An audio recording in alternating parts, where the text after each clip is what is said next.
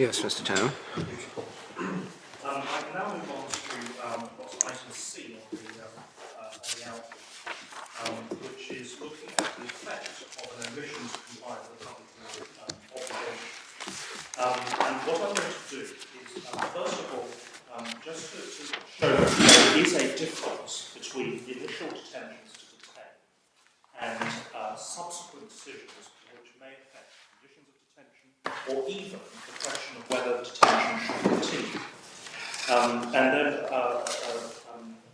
going on after that to show that even in cases where an initial decision to detain is involved, the courts have been applying a causation test to determine whether or not there should be liability in false imprisonment.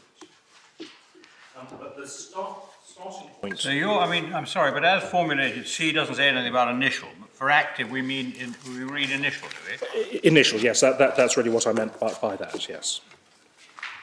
Oh, active is initial, sorry. Yes. Initial, in the sense of that is when you positively Well, it is decide. active as well, isn't it? It is active as well, because you positively decide that the individual is going to be detained. Yes, and that is different in nature from subsequent looking again at the case to see whether or not detention should continue or whether the person should be released. The starting point for this really is the case of Holgate, Mohammed and Duke, which is in volume 5 at tab 39.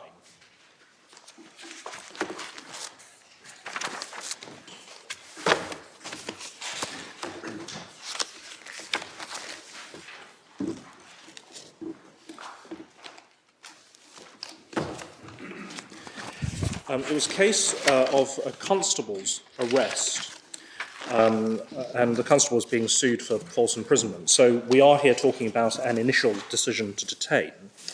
There were various complaints that were being made that Lord Diplock was looking at 441, 442. But the relevant part really starts on 443, just below letter A. He says, so the condition precedent to the detective constable's power to take the appellant into custody and the power of the other constables at the police station to detain her in custody was fulfilled. And since the wording of the subsection under which he acted is may arrest without warrant, this left him with an executive discretion whether to arrest her or not. Since this is an executive discretion expressly conferred by statute on a public officer, the constable making the arrest, the lawfulness of the way in which he has exercised it in a particular case, cannot be questioned in any court of law except on Wednesbury principles. The Wednesbury principles are applicable to determining the lawfulness of the exercise of the statutory discretion of a constable, not only in proceedings for judicial review, but also for the purpose of founding a cause of action at common law for damages for that species of trespass to the person known as false imprisonment, for which the action in the instant case is brought. Of course, this was adding something to the ordinary principle, which was that he had power to... I can't remember. The person arrested was a woman, but power to arrest if he had reasonable cause to suspect the person to be guilty of an arrestable offence. Yes. And that's a matter of fact, and that had been found in favour of the officer. Indeed. So what Lord Diplock is doing is adding a further public law layer, isn't he, to that initial thing, because on the face of it, it was lawful. But he was saying, and on top of that, your decision to arrest has to be Wednesbury reasonable. Indeed, that is right.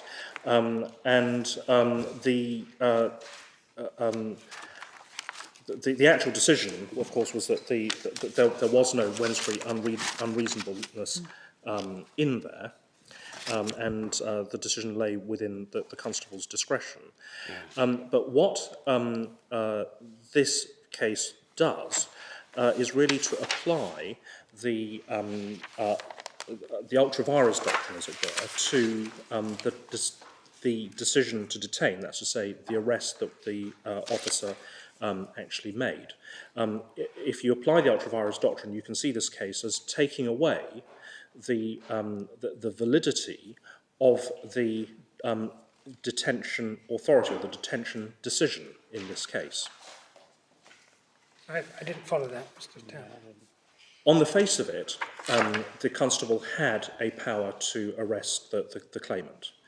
And on the face of it, other than Wednesbury principles, the conditions for the exercise of that were satisfied.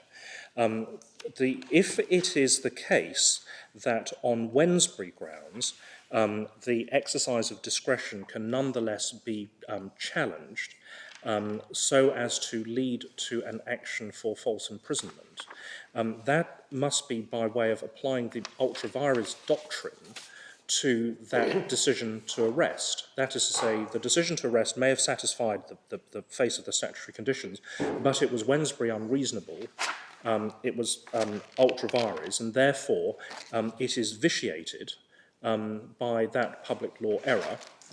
The detention authority then goes, because it's vitiated, and the claimant can bring an action for false imprisonment. And that must be the way that the case proceeds. As I understand it, your central thesis is that there has to be either a vitiation or an undermining of the detention authority before you can get access to the claim for false imprisonment. Indeed, Well, that's right. on that analysis, where does Hardiel Singh sit? Was there an undermining of the initial authority in Hardiel Singh? No, what Hardiel Singh does is that because Hardiel Singh, or the application of the Hardiel Singh principles, is not concerned with the initial decision to detain, but whether detention should continue, it doesn't undermine what has gone before. Well, as I've understood it, Mr. Justice Wolfe introduced that as an implicit restriction on the lawfulness of the detention. It is an implicit restriction on the duration for which it can be exercised. Not entirely, with respect. I mean, certainly as worded by Lord Justice Dyson, I think it goes back to the beginning, doesn't it? I mean, his first proposition is you must intend to deport the person and can only use the power to detain for that purpose. So I think it goes back to the beginning. Right, I'm sorry, I think I'm perhaps skating over this a little too lightly. There are elements of the Hardiel Singh principles which I accept are capable of going to the whole of the detention. So if you have used the power for an improper purpose, then the detention may well be bad right from the beginning. That, in principle, is probably not much different from Holgate, Mohammed and Duke. Normally, when we're referring to the Hardiel Singh limitations, or the context, I think, in which it is most commonly cited and applied, is it's gone on for too long. And in that respect, Hardiel Singh is to do with what happens at the end, not what happens at the beginning. So in that respect, Hardiel Singh isn't quite what this is about. But I entirely accept that there are parts of the Hardiel Singh principles that would go right back to the beginning. Well, I think Mr. Justice Wolfe did use the expression implicit limitations on the statutory power to detain. Yes. What's troubling me at the moment is if it was legitimate to do that in Hardiel Singh, why should there not be implicit limitations on the statutory power to detain without, if you haven't reviewed the justification for continued detention?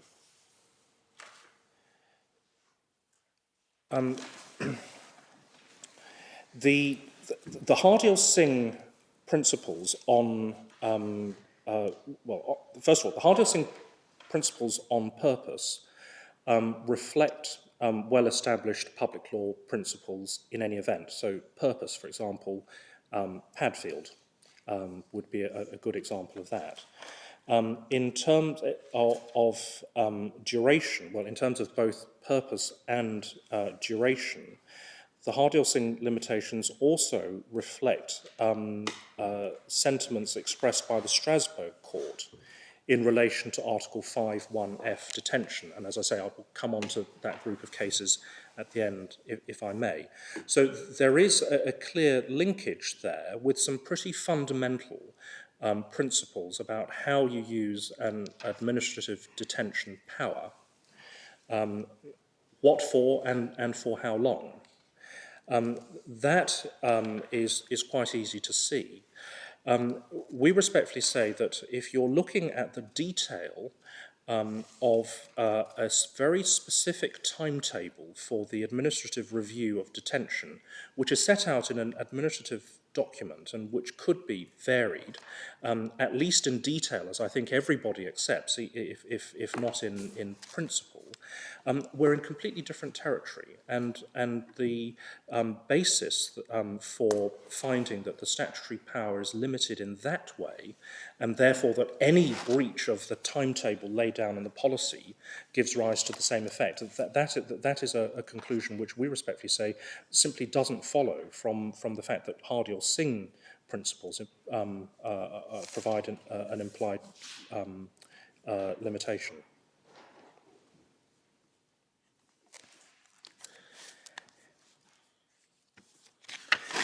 Having drawn attention to Holgate Mohammed, can I then go first of all to the cases which are actually to do not with initial detention, but with things that have happened during the course of detention after the initial detention. The first of those is the case of Hague, which is in volume 6 at tab 46.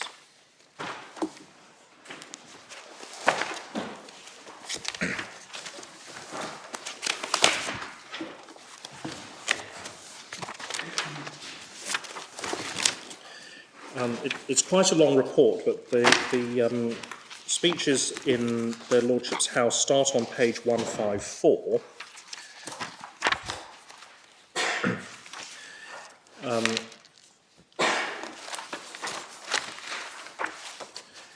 The leading speech was given by Lord Bridge, who set out the background. Can I please draw attention to what he set out from letters C onwards on page 155.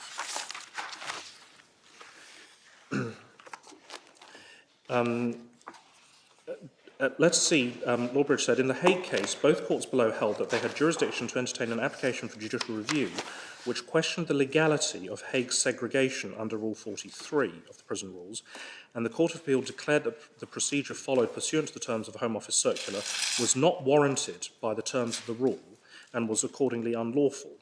In your Lordship's House, the Secretary of State has chosen not to pursue any challenge either to the assumption of jurisdiction or to its exercise by the declaration as granted. Instead, the Home Office have issued a new circular prescribing a new procedure to be followed in the future in relevant circumstances which conforms to the requirements of Rule 43. I believe this confirms the view that the availability of judicial review as a means of questioning the legality of action purportedly taken in pursuance of the prison rules is a beneficial and necessary jurisdiction which cannot properly be circumscribed by considerations of policy or expediency in relation to prison administration. So there is the fundamental basis. The Secretary of State had lost because the procedure was unlawful, and in judicial review proceedings the court had jurisdiction and had declared that to be the case. What their Lordship's House was considering was different, and you see that at letter F. The issues which it is necessary to resolve in the present appeals relate neither to the scope of the court's public law jurisdiction in judicial review, nor to the exercise of discretion in that jurisdiction. The appeals raise a wholly different question whether a convicted prisoner who, in the course of serving a sentence, has been treated in a way which the rules do not permit, has, in any and what circumstances, a cause of action in private law sounding in damages against the prison governor or the Home Office on the ground either of the breach of statutory duty or of the tort of false imprisonment. So they're clearly stated what the House of Lords was being asked to consider. The way that was resolved, as the court will be very familiar with this, one can see from page 160 onwards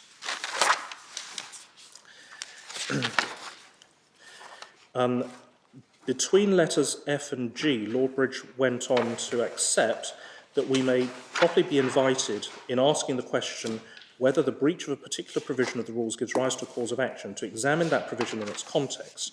Adopting that course, I can find nothing in Rule 43 or in any context that is relevant to the construction of Rule 43, which would support the conclusion that it was intended to confer a right of action on an individual prisoner. The purpose of the rule, apart from the case of prisoners who need to be segregated in their own interests, is to give an obviously necessary power to segregate prisoners who are liable for any reason to disturb the orderly conduct of the prison generally. The rule is a purely preventive measure. The power is to be exercised only in accordance with the procedure prescribed, but where the power has been exercised in good faith, albeit that the procedure followed in authorising its exercise was not in conformity conformity with Rule 43, it is inconceivable that the legislature intended to confer a cause of action on the segregated prisoner. So starting from the same sort of position that we have in this case, there the House of Lords saying, no cause of action, that's not what the prison rules were designed to achieve. And then in relation to false imprisonment, he went on at page 163, letter D, set out a number of difficulties. And then he goes on, Mr. Harris seeks to surmount these difficulties by submitting that whenever there's a breach of the rules which is sufficiently fundamental, this converts an otherwise lawful imprisonment into an unlawful imprisonment. This, as I understand it, is quite a different concept from that of an infringement of residual liberty. The submission is that any breach of the rules which is sufficiently far-reaching in its effect on the prisoner, for example, the failure to supply him with clothing adequate for warmth and health, undermines the legality of his imprisonment. Logically, this would lead to the conclusion that the prisoner who has not been supplied with proper clothing would be entitled to walk out of the prison, but Mr. Harris understandably disclaims any such extravagant proposition. Follows that the authority given by section 12(1) for lawful confinement of the prisoner cannot possibly be read as subject to any implied term with respect to compliance with the prison rules, and this is fatal to any submission which seeks to make the lawfulness of the imprisonment depend in any sense on such compliance. In my opinion, to hold a prisoner entitled to damages for false imprisonment on the ground that he has been subject to restraint upon his movement, which was not in accordance with the Prison Rules 1964, would be in effect confer on him, under a different legal label, a cause of action for breach of statutory duty under the rules. Having reached the conclusion that it was not the intention of the rules to confer such right, I'm satisfied that the right cannot properly be asserted in the alternative guise of a claim to damages for false imprisonment. So no backdoor breach of statutory duty action either, quite apart from the conceptual difficulty with the rules governing the conditions of imprisonment undermining the authority to detain. I have a feeling that somewhere in here, which is a long time since I read it, it was accepted that possibly there could be an action for false imprisonment if other prisoners locked the prisoner up. Yes. So there were circumstances in which a prisoner could be the victim of false imprisonment, but not by the prison authorities. Indeed, that's right, and I think that there's been later jurisprudence on that. But of course, for present purposes, what is important here is starting from the premise that there's been a public law wrong committed in relation to him, so that he is confined in different conditions from those in which perhaps he ought to have been. Does that give rise to an action for damages, either for breach of statutory duty or false imprisonment? Answer, no, in both cases. So it does not follow that if there has been a public law error, that the consequence goes on through that to undermine the detention authority. You must look at the circumstances of each case to work out whether or not that is so. I think Lady Hale's point is at 164C to D, if the fellow prisoners locked him up in a shed, they'd be doing so without the authority of the governor. Indeed, yes. I'm grateful.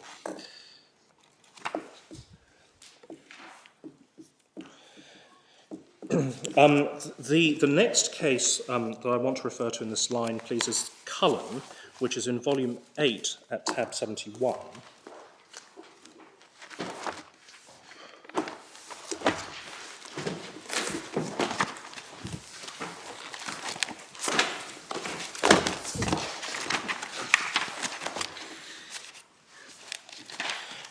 This was a failure to afford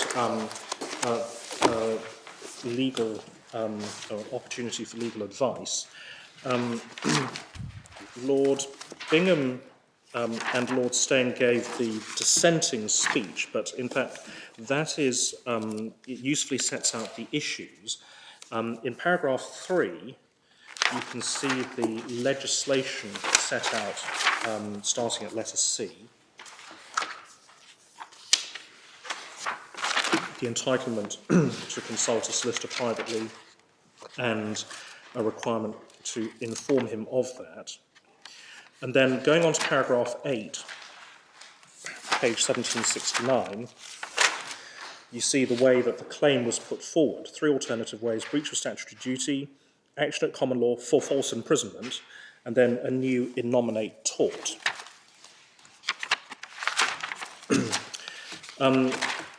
For the majority, Lord Hutton gave the leading speech. And the relevant parts really start with paragraph 33 on page 1776. Under the heading of breach of statutory duty, he says at the end of that paragraph that he thinks there are two factors to be taken into account.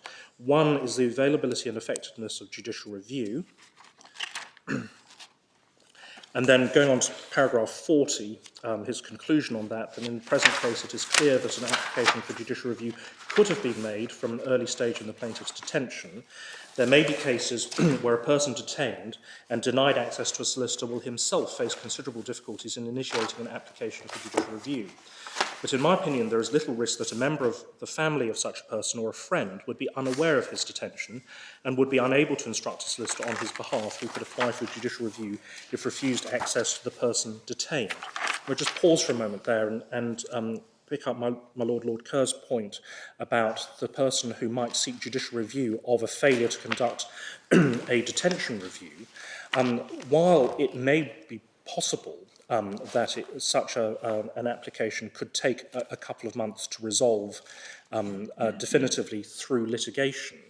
The reality is that if you say to the High Court, I was entitled to a detention review on Friday of last week. It's not happened, and I want an order that the Secretary of State does the detention review. It's clearly set out here in the policy. There is no excuse for him not doing it. The chances are, well, there are two things. The chances are that, one, the court might well take that as an urgent application and grant some form of interim relief pretty quickly if it's clear that something should, on the face of it, have happened then. And, of course, the other thing is that the making of an application for permission to apply for judicial review might very well prompt the Home Office to do exactly that which should have been done last Friday. So the reality is that even if the case is not argued out to a conclusion, the availability of judicial review as a remedy is going to be quite effective in a case like this if the policy is clear and specific about the timetable for detention reviews, and if one hasn't been done. The second factor was the need to prove harm. At paragraph 42, Lord Hutton rejects the claim on the second basis that the plaintiff suffered no harm at all and that the law shouldn't award nominal damages. So in that way, the breach of statutory duty claim was rejected.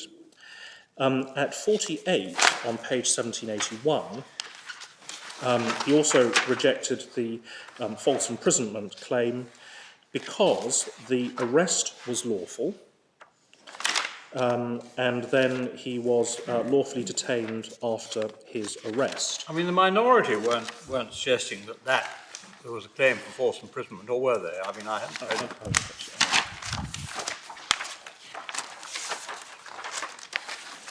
I'll come back to look for that. I don't think so. I don't think anybody was doing that. I can't. I mean, 21, they would have proof of a serious breach of section 15, damages, but I mean, I don't think there's any question. That's right. No. So nobody was suggesting that it could possibly result in a claim for unlawful false imprisonment. The claimant had suggested it because that's what you see from paragraph 82. Certainly they claimed it, but nobody. Yes. And then the majority expressly rejected it, and the minority didn't dissent on that point. But again, you see another illustration of a requirement relating to a requirement relating to the individual's detention, which could, on the facts of this case, it could, in theory, have had an effect on the duration of his detention. For example, if he had consulted a solicitor, the solicitor might have taken action on his behalf, there might have been representations made to the police, the individual might have been released from detention earlier. All of these things are possible. It is not something which is entirely disconnected from the question of whether the individual would have remained detained. And yet, in pretty ringing terms, the suggestion that false imprisonment was a cause of action was rejected. And it must have been on the basis that whatever happened and whatever the public law error under the statutory provisions, they did not undermine the detention and the lawfulness of the detention which was taking place there. Yes, Learned Friend Mr. Fordham reminds me that paragraph 61, Lord Millett also had something to say about that. Yes, I think we looked at that already, actually. Yes.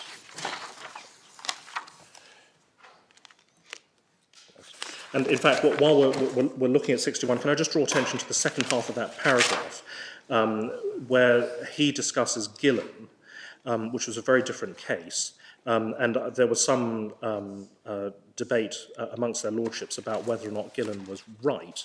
But Gillen may well have been... Decided by Lord Hutton, I think. Yes, and I think Lord Hutton said he wanted to express no opinion on whether he had been right. And that you find at the very bottom of 1781 in paragraph 48.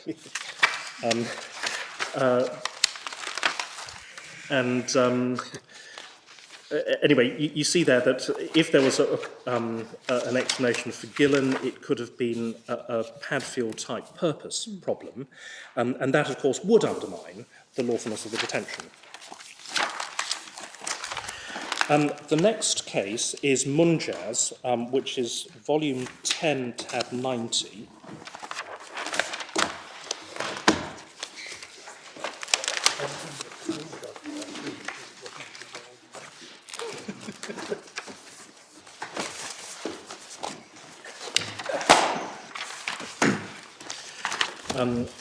As Lady Hell has reminded us, this was a case about seclusion in the mental health context. So in many ways pretty similar to the Hague case, just in a slightly different context. I should say that this judgment is a Court of Appeal. 90. 90. It's the last tab in this volume. This is the Court of Appeal's judgment, which is the relevant judgment for our purposes. In its application to the two cases before the court, it's the application to S which is of particular relevance, because what happened was that Munjaz appealed to the House of Lords and... no, I'm sorry, I think it's the other way around. I think that the Secretary of State or the Trust appealed to the House of Lords and the House of Lords reversed the Court of Appeal in the Munjaz case. But in terms of the analysis that the Court of Appeal set out for our purposes, that was approved in the House of Lords in Munjaz. So it's really this judgment that I asked to look at.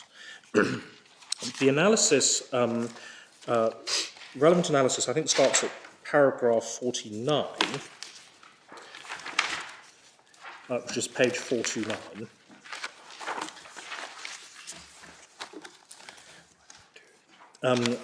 First of all, the court followed the reasoning in Hague that person deprived of his liberty can't complain about the conditions in which he's detained by those who are lawfully detaining him, although other persons might be guilty of false imprisonment. But then at 50, however, that does not mean that the patient is without a remedy if other torts have been committed against him. If there's been a breach of duty of care, then there's negligence. Physical restraint could be assault and or battery, actionable without proof of harm.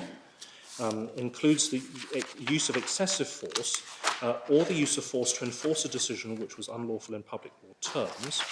Evidentially, however, neither will be easy to prove. And then further comments made there. But those are directed to incidental private law causes of action, and following Hague, not to the question of false imprisonment. If I can then go on to paragraph 71, please, because there was a code of practice that was involved here.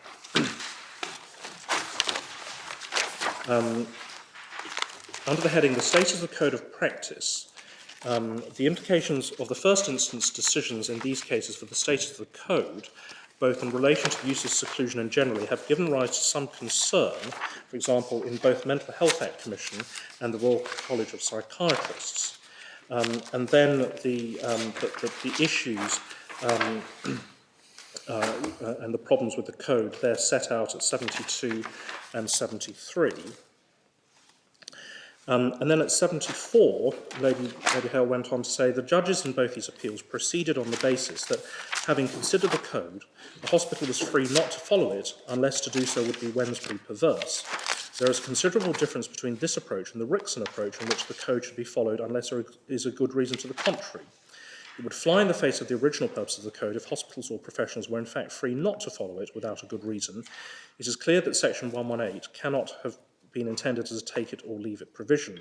In relation to those matters where a patient's human rights are or may be engaged, the arguments for according the Code the greater status are compelling. Where there is a risk that agents of the states will treat its patients in a way that contravenes Article 3, states should take steps to avoid this through the publication of a Code of Practice which its agents are obliged to follow unless they have good reason to depart from it. Where there is an interference with the rights protected by Article 8, the requirement of legality is met through adherence to a Code of Practice, again, unless there is good reason to depart from it. Same will apply where the Code deals with the deprivation of liberty within the meaning of Article 5. So the Code there, clearly regarded as a very important basis on which the relevant agents of the state should act. At 76, the conclusion that the Code should be observed by all hospitals unless they have a good reason for departing from it in relation to an individual patient. But that's the bit the House of Lords disagreed with. Yes, and after that was, yes. Tony? Yes, that's right. So the actual, that part of it, that's right. For present purposes, we actually use that as background for going on to paragraph 77, which is the analysis of the With a remedy. single dissent.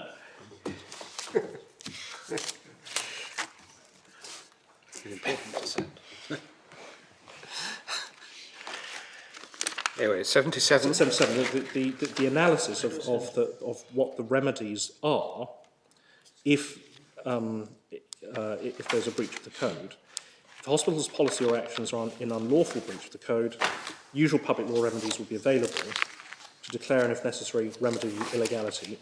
Secondly, if an individual decision has been taken unlawfully, in public law terms, and results in actions which are tortious if taken without lawful excuse, then tortious remedies will also be available. Right, so if the decision to detain is taken unlawfully, it will result in a tortious Yes. action for false imprisonment. And the reason for drawing attention to that is, of course, because that is exactly what we've been saying. That you have to, if the public law unlawfulness undermines the detention authority, that is how you get into false imprisonment. That is the only way you can get into false imprisonment.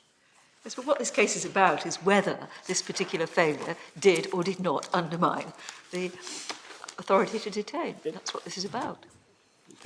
Indeed, and what I'm trying to show you is a number of cases where, in relation to decisions which are not initial decisions to detain, but which concern detention, and in some cases concern the continuance of detention, that does not, public law error there does not undermine the authority to detain.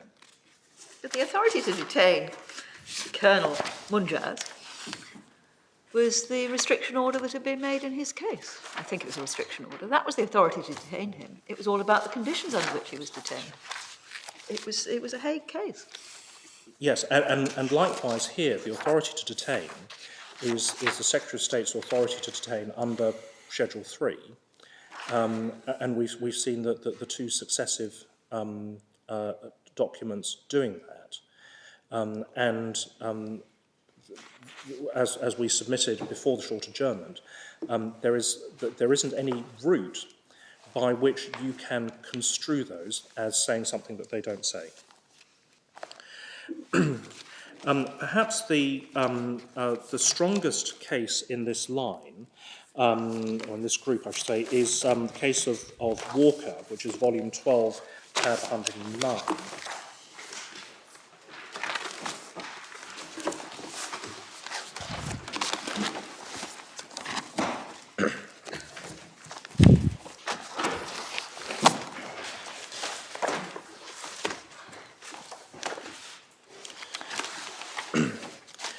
because I know that the facts will still be quite familiar to Lord Hope and Lord Brown. Can I go straight to paragraph 36?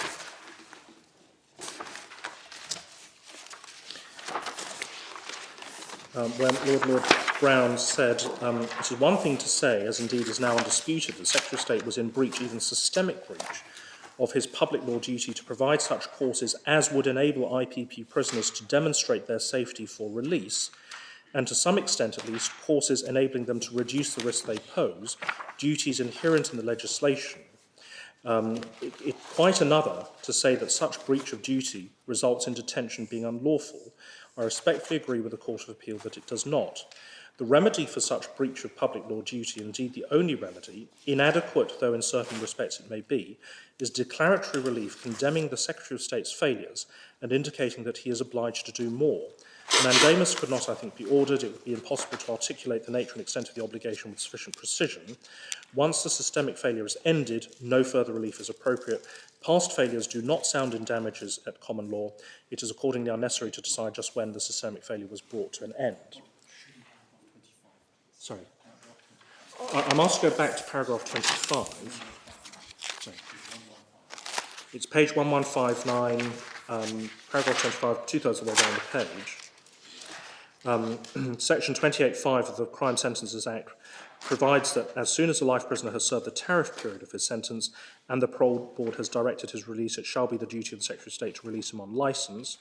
28.6 provides the parole board shall not give a direction under subsection 5 unless the Secretary of State has referred the prisoner's case to the board and the board is satisfied that it is no longer necessary for the protection of the public the prisoner should be confined. For convenience, I shall refer to condition B as safety for release or safe to release. 28.7 provides a life prisoner may require the Secretary of State to refer his case to the parole board at any time after tariff expiry, and where there has been a previous reference of his case to the board after the end of the period of 2 years, beginning with the disposal of that reference. Yes. So the problem that there was here was that prisoners who might, ex hypothesi, have been safe to release by that stage were denied the opportunity to demonstrate that because the Secretary of State had simply failed to make those arrangements available to them. We say that for the Secretary of State's duty to provide that means of demonstrating that you're safe, you could read or you could substitute the reviews by the Secretary of State of the question of whether they should remain detained or should be released. And for the parole board's statutory duties or statutory functions relating to, or about not releasing when they're not satisfied, you can substitute the effect of the original detention authority here, which is at that stage unexpired and has not reached its Hardy-Old-Sing limits. It's worth reading paragraph 35 in Lord Brown's speech as well, isn't it? Because it sets the background for what he says in 36. Lord, it's quite an important paragraph, I would have thought. Yes. Yes, were the post-tariff prisoners in question to be regarded as unlawfully detained, inevitably they would have to be released. This would breach the 97 Act. As Mr. Weatherby acknowledges, it would also carry the consequence that even were an IPP prisoner found by the parole board on a delayed consideration of his case to be plainly dangerous, the court on a subsequent challenge would be obliged to order his release since his detention would have been unlawful during the earlier period when, through the Secretary of State's systemic failures, there was no current and effective assessment of the danger he posed.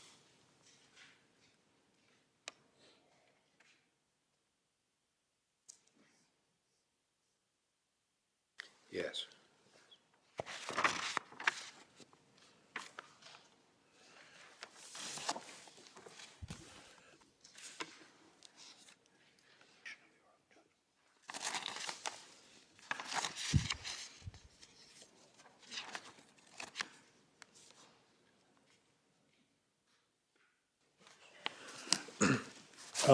Lords, so we respect to say that here we have a case in which the public law failure was one which went very close to the heart of the question, whether the individual should remain detained.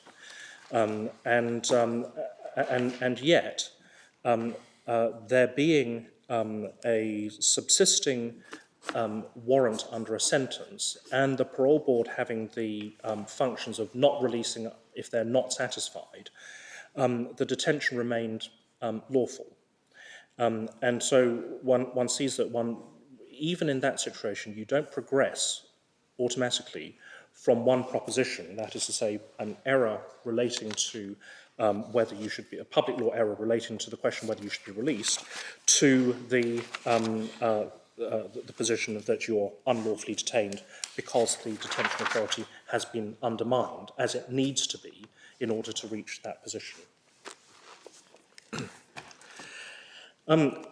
To contrast with that, can I draw attention to a number of cases which are, in contrast, concerned with the initial detention decision, and in which it has been accepted that there might well, in certain circumstances, be unlawful detention. In these cases, we draw particular attention to the fact that the courts have been applying a causation approach to, as part of considering whether there should be a remedy for unlawful detention. The first of these cases is Sardi. That's Sardi in the House of Lords, which is volume 7 at tab 65.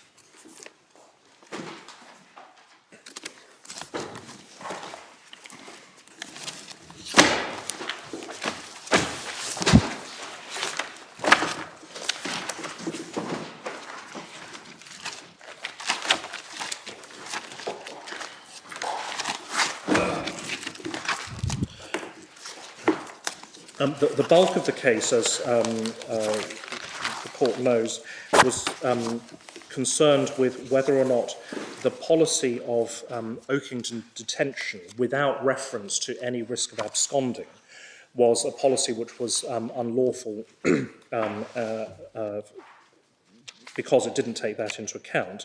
And the answer was no, that was a lawful policy. You can detain for at least a brief period at the beginning just to process the claim. There's nothing wrong with that. But that's not the issue with which we're concerned.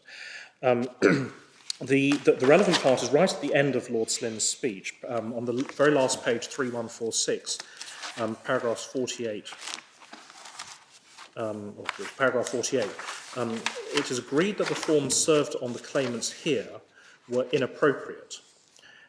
It was, to say the least, unfortunate, but without going as far as Mr. Justice Collins in his criticism of the Immigration Service, I agree with him that even on his approach, the failure to give the right reason for detention and the giving of no or wrong reasons did not in the end affect the legality of the detention. Now, that is a paragraph which is striking because the giving of reasons for detention, as my learned friend Mr.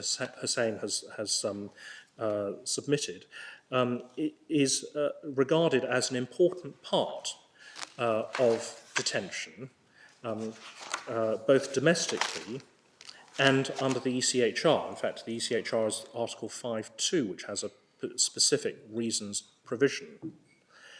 And yet, there is not a hint, Your Lordships have the printed case as well. There's not a hint that anybody thought that that this might prove a problem, notwithstanding the place that has sometimes been held to have in the law of detention. Well, Mr. Hussain says that even the most distinguished counsel can nod. Christian Nijinsky wasn't in the list of authorities cited. That's right. Well, I mean, it seems that nobody may have pressed the point on argument. Clearly, it must have arisen somewhere, otherwise Lord Slynn wouldn't have said. I'm grateful. paragraph 16, sorry, this is tab 65, paragraph, sorry?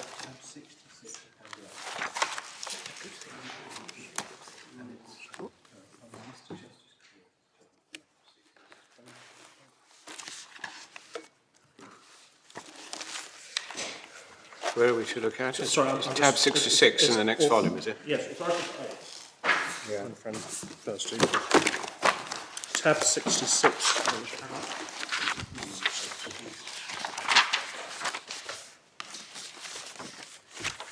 We're going backwards, are we inside now? Yes, this is going backwards into Mr. Justice Collins.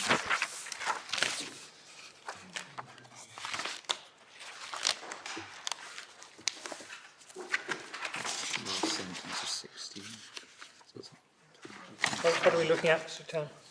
Yes, the last sentence, paragraph 16, it hadn't been argued that the muddle about reasons rendered the detentions unlawful.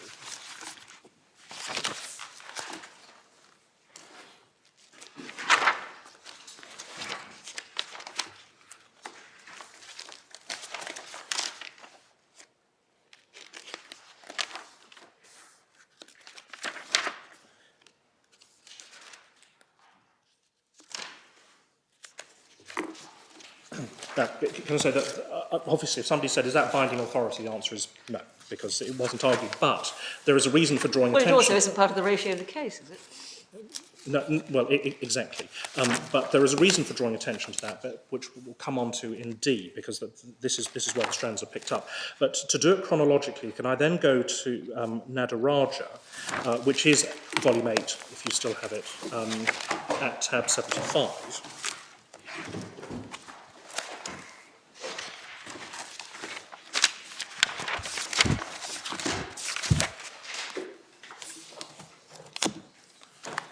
Tab number, beg your pardon? So, 75, please. 75. Yes. Now, I think I can start at paragraph 58 in the judgment of Lord Phillips. Giving the judgment of the court. He says there are two further important aspects of the Secretary of State's policy in respect of detention where removal is imminent. One, removal will not be treated as imminent once proceedings which challenge the right to remove have been initiated. So say you start proceedings. And two, when deciding whether removal is imminent, the Immigration Service will pay no regard to a statement by the immigrant or those representing the immigrant that proceedings challenging the right to remove the immigrant will be initiated.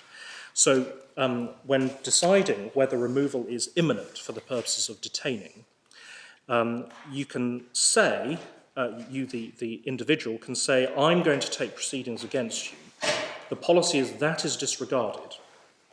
But if you actually take proceedings, then your removal will no longer be regarded as imminent. So that is the important thing. If you want to get out of being detained on the grounds that your removal is imminent, you have to actually take proceedings, not just threaten them.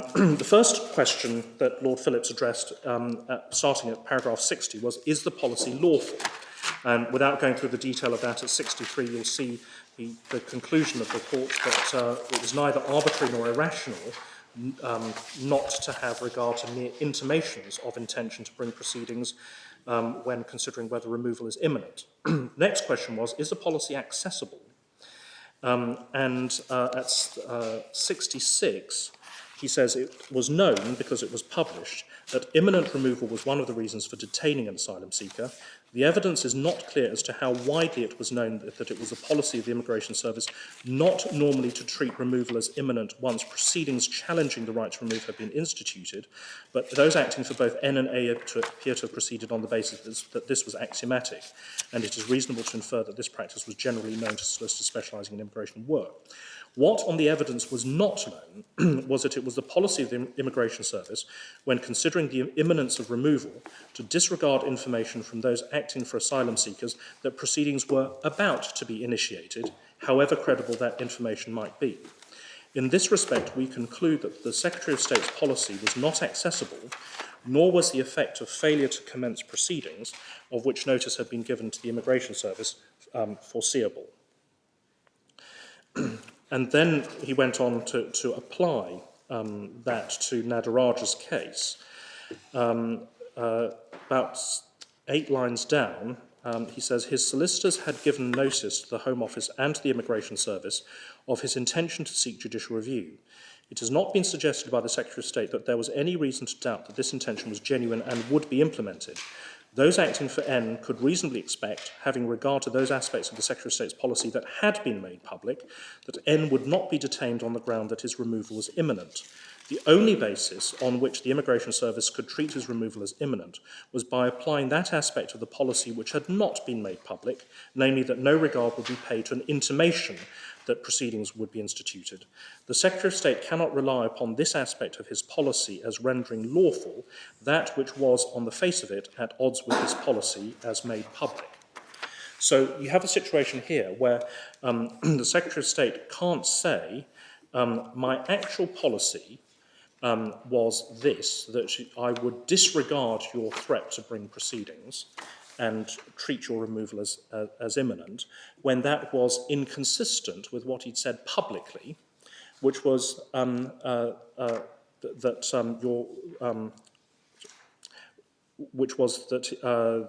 removal wouldn't be regarded as imminent in those circumstances. So there's an inconsistency between what he said and what he actually did. And in 69, you can see that that made all the difference in this case. For these reasons, which are not precisely the same as those of Mr. Justice Stanley Burnton, we conclude that he was correct to hold that the detention of N was unlawful. Mr. Justice Stanley Burnton remarked that there was substance in Mr. Hussein's submission that Nadaraja's detention was a penalty for solicitors' failure to initiate judicial review proceedings before the interview at which he was detained. The evidence suggests that, had she been aware of the unpublished aspect of the Secretary of State's policy, N's solicitor would have instituted proceedings before the interview. N suffered because his solicitor could not foresee the consequences of her conduct. N's detention did not satisfy the requirement of lawfulness imposed by Article 5(1)(f). So there you see an application of what appears to be a causation approach, because the failure to publish that part of the policy made the difference and led to N being detained when he would not otherwise have been detained because the solicitor would have taken proceedings. That made the detention unlawful. That was what undermined this initial decision to detain that was here an issue. Now, there's obviously a contrast between these two cases, and that was a subject of an observation by Lord Justice Brooke in the case of D in the Home Office, and that's volume 9 at tab 82.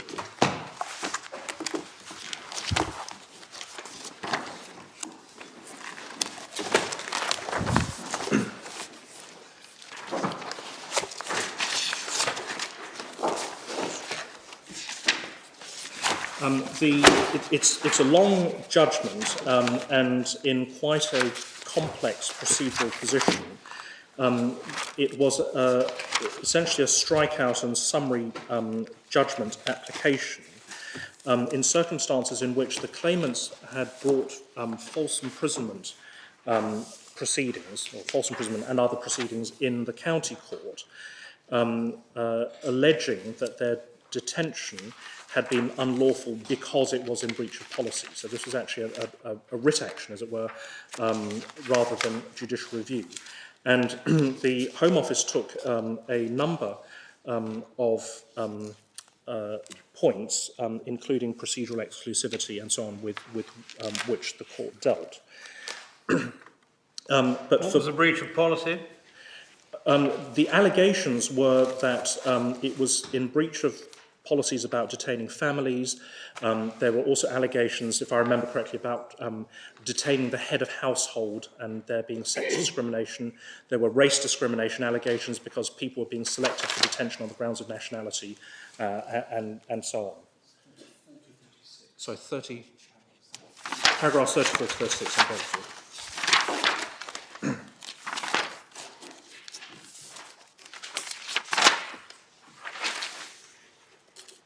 Yes, thank you very much. Yes. Yes.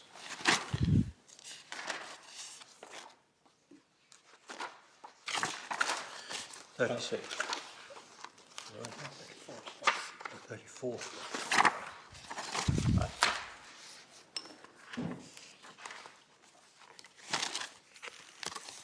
Yeah. But for present purposes, the paragraph that I draw attention to is on page 1033, paragraph 110.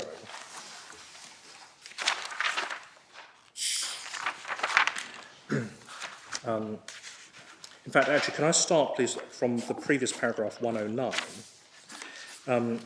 where Lord Justice Brooke recorded that Mr. Catchpole, who was appearing for the Home Office, advanced a number of sound reasons why cases of this kind, if they're viable at all, should be entrusted to a judge with administrative court experience, at any rate until matters settle down.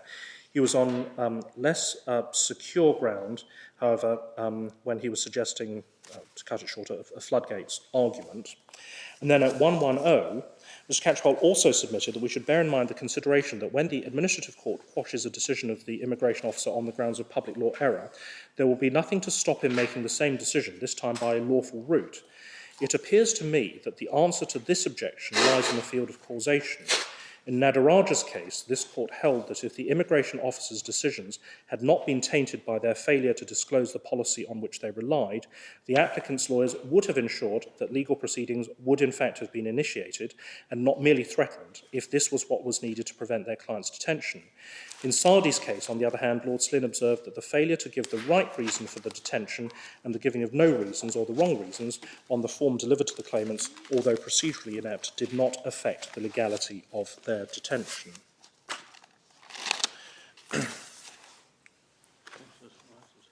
What do we take from that, Mr. Tam? The point is this, that even in this group of cases where one is considering initial decisions to detain, where a public law error might well vitiate or undermine the detention authority following Holgate, Mohammed and Duke, etc., that the courts appear to be willing to apply a causation approach to deciding whether or not a private law remedy, i.e. damages for false imprisonment, unlawful detention, should follow. And that is, Lord Justice Brooke identifies that, and he does that by looking at the difference between Sardi and Nadaraja, hence the reason for looking at Sardi for that dictum.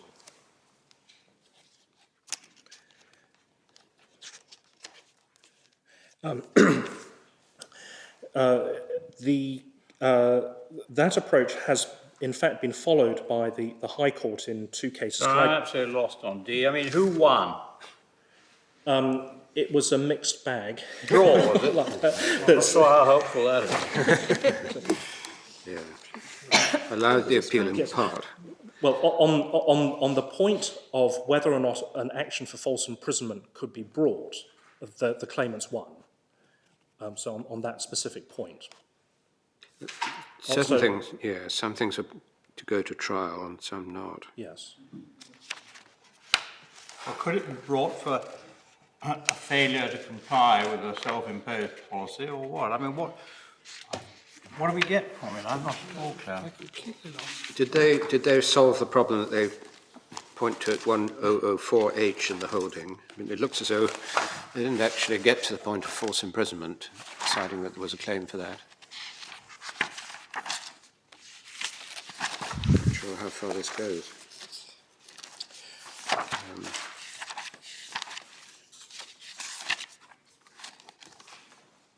Well, they were allowed to bring their action, weren't they? They were allowed to bring their action. It's just a procedural point. If it's just that, I can't see it's going to be of great help. Does it say anything substantively as to whether a failure to comply with a policy undermines the detention? Well, No, I thought no. was basically what we're having to decide. in paragraph 123, does that not suggest that they would have a prospect of a claim?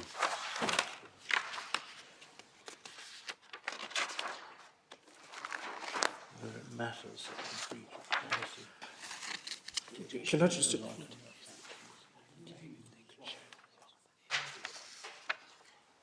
Yes.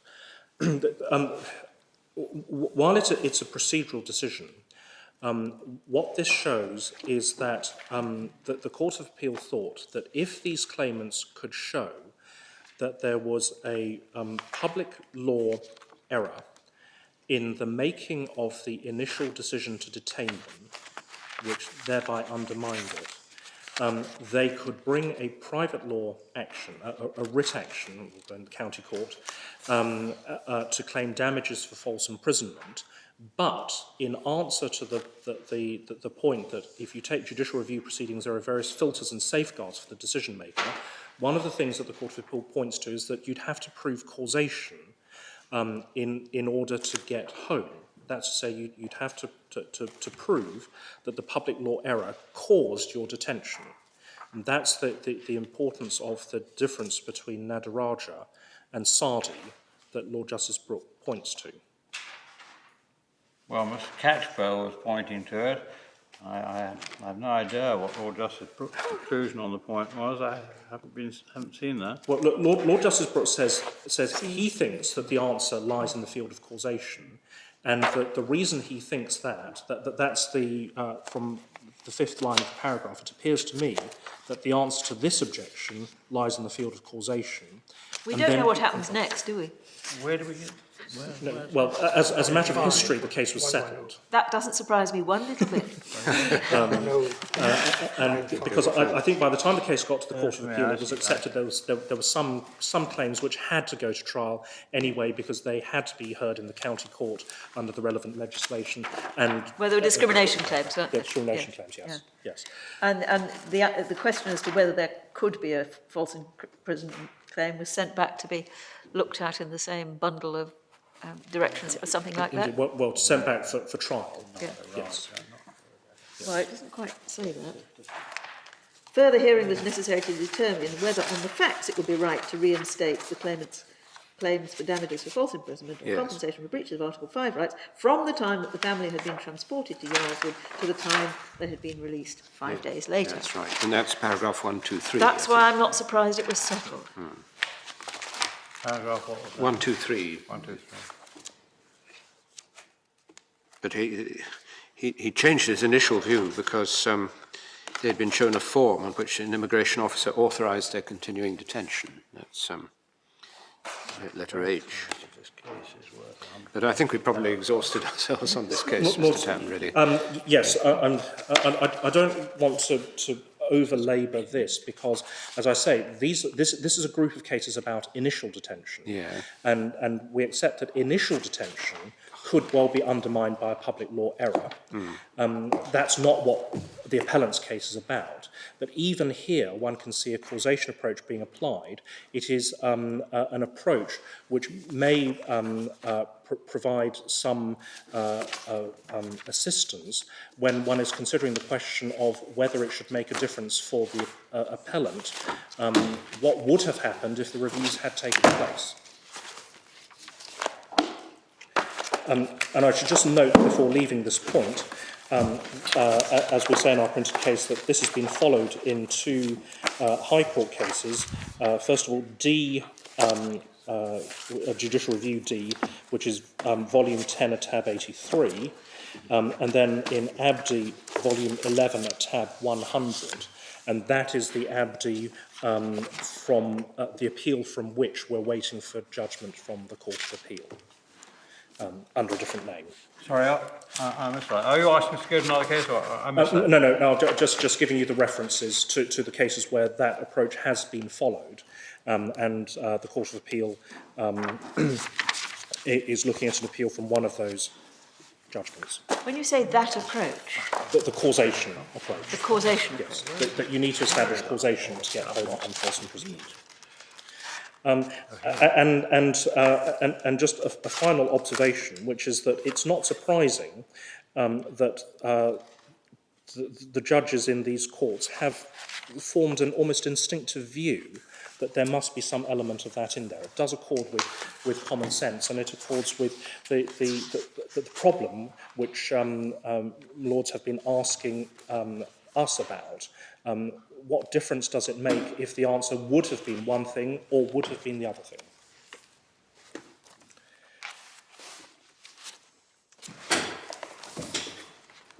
That,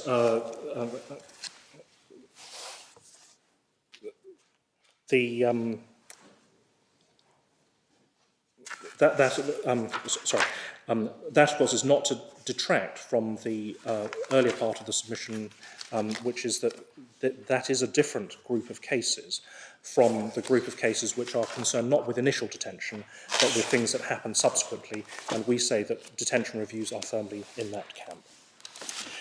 Can I then move on finally to the question of Article 5, and why we say that Article 5 adds nothing extra to the appellant's case. First of all, if our domestic law says that detention is authorised in chunks, as the appellant suggests, and therefore that each review must reauthorise detention, without which that next period of detention is unlawful, then we are going to lose at common law. Article 5 will add nothing to the appellant's case in that situation. If, on the other hand, the court finds that domestic law says, in accordance with the statutory scheme as we've submitted, that the decision to detain is taken once in this case, or perhaps once each, for pre-deportation order detention and then post-deportation order detention. That's paragraph 2.2 and 2.3 detention. And then that decision to detain remains valid for the duration of the detention, terminable, of course, by any supervening decision to release. That's terminated. Unless terminated. Unless terminated by a supervening decision to release. Yeah. Then what has happened is that the individual has been deprived of his liberty once, and he has been deprived of his liberty in accordance with the procedure prescribed by law. That must follow if that is the position in domestic law. The subsequent omissions do not concern that deprivation of liberty. We might be in Article 5.4 territory, that is to say, you must be able to get your detention reviewed. But the administrative reviews are not the performance of the Article 5.4 function. That requires a court. And there are two routes for doing that. You can make a bail application, or you can apply for judicial review to the High Court, and not only on Hardy or Singh grounds, although Hardy or Singh grounds are often raised there.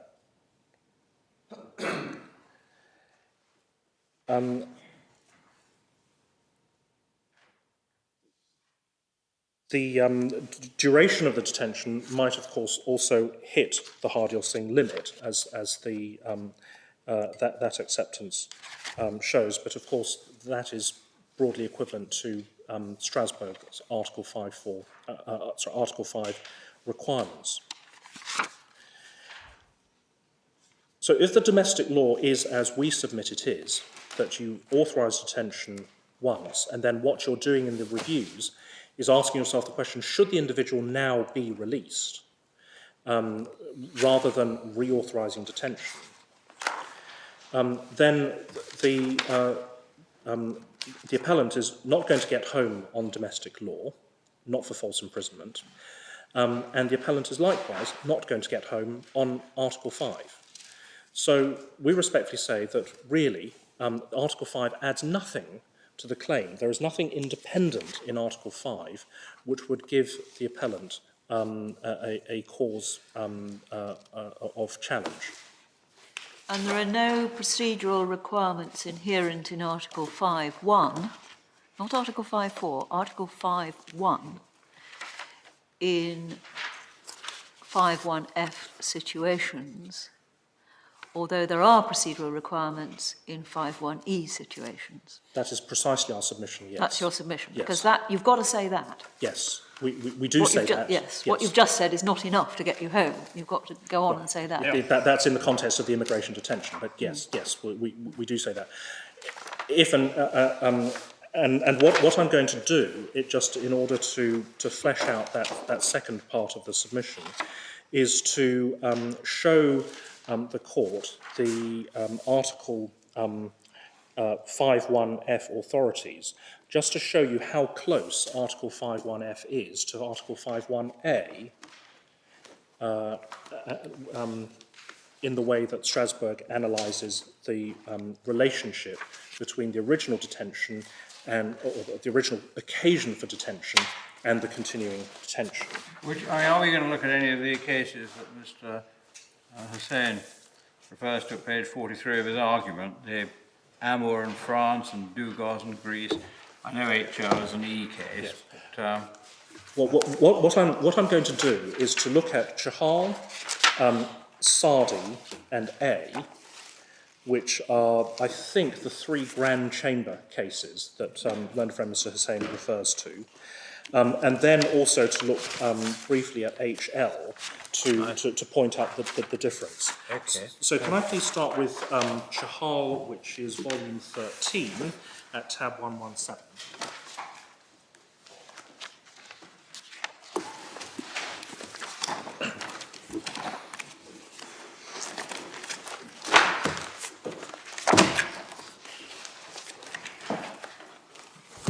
For present purposes, I can ask to go straight to paragraph 112, which is on page 464 of this report.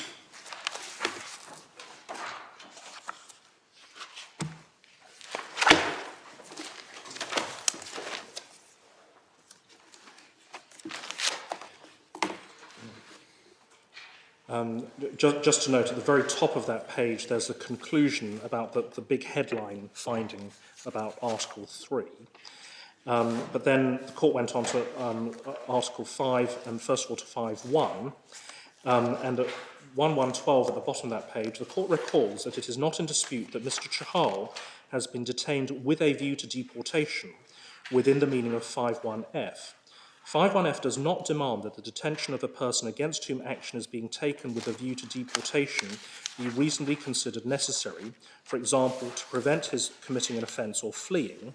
In this respect, Article 5.1f provides a different level of protection from Article 5.1c. Indeed, all that is required under this provision is that action is being taken with a view to deportation. It is therefore immaterial for the purposes of Article 5.1f whether the underlying decision to expel can be justified under national or convention law. The court recalls, however, that any deprivation of liberty under 5.1f will be justified only for as long as deportation proceedings are in progress. If such proceedings are not prosecuted with due diligence, the detention will cease to be permissible under Article 5.1f.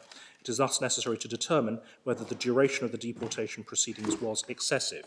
Now, I've read that second paragraph because that is the echo or the Strasbourg analogue of Hardy Singh. Yeah. But the first paragraph, of course, is really the start of where we go. All you need to show is that there is action being taken with a view to deportation. That is all the link that you need under 5.1f for the detention. Read 122. I asked to read 122.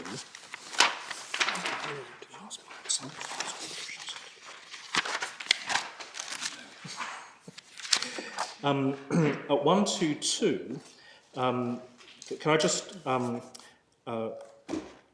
backtrack to 119 to show the court what the issue was?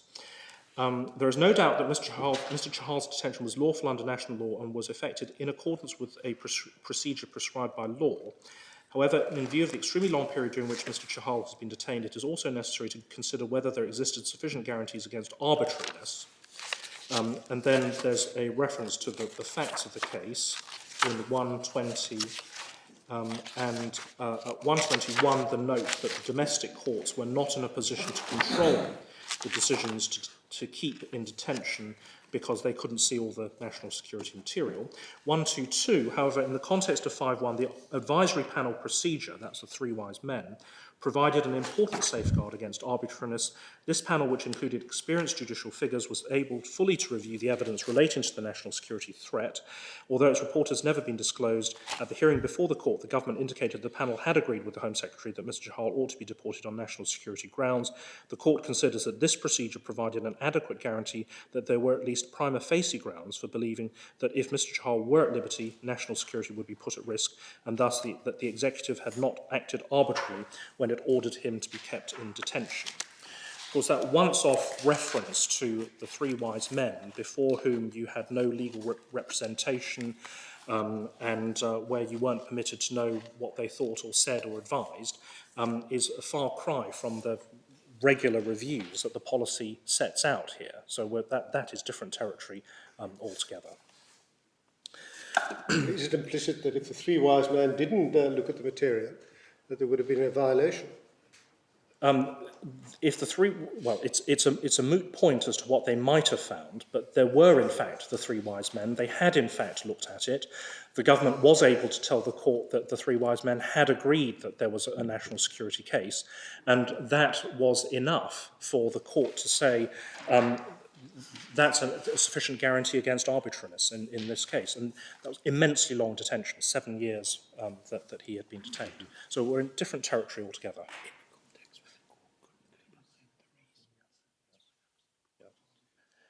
I should add that the importance of the three wise men there was, of course, precisely because the courts couldn't look at the national security material. And that's why the Strasbourg court looked at the three wise men procedure. Well, things have moved on a bit since then, have they not?